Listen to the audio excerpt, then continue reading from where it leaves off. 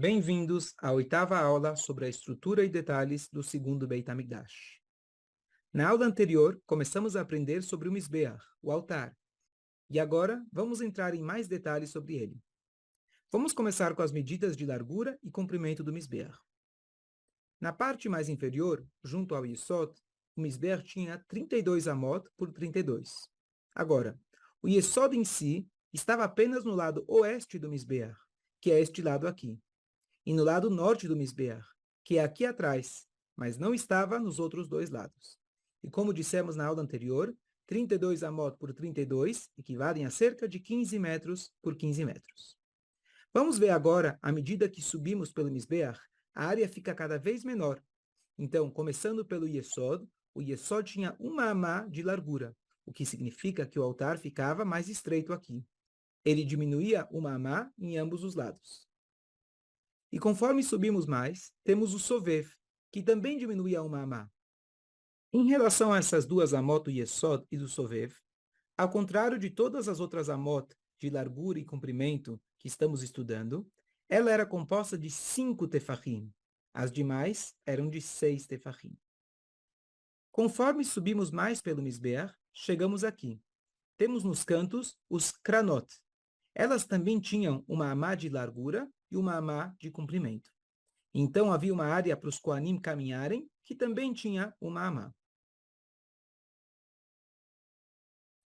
Então, com tudo isso, vemos que o Mizbeach diminuía 4 amot em cada lado.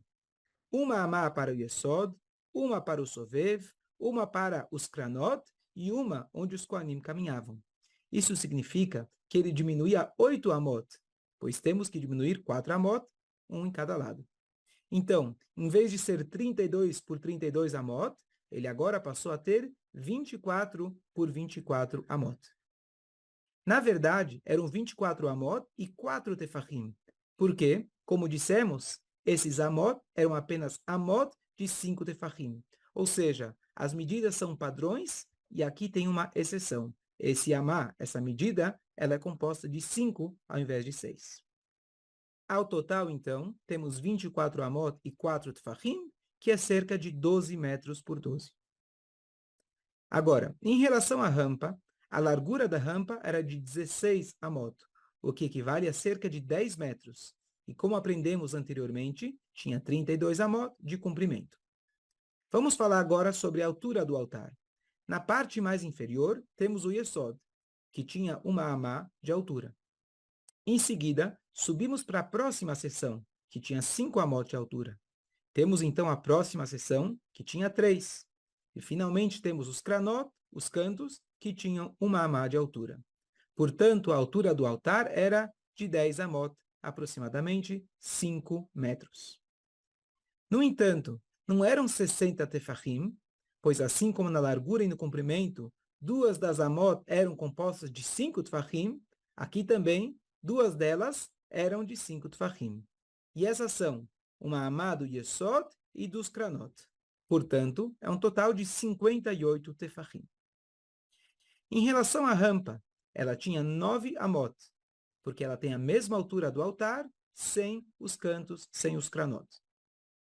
E agora vamos passar para as várias partes do altar. Então vamos começar com essa marca vermelha aqui. Essa marca vermelha era usada como um sinal para dividir o altar ao meio, pois alguns dos sacrifícios tinham seu sangue jorrado na metade superior do altar e alguns tinham na metade inferior. Ela ficava aqui, exatamente 5 tefachim abaixo do Sovev. Faremos o cálculo rapidamente.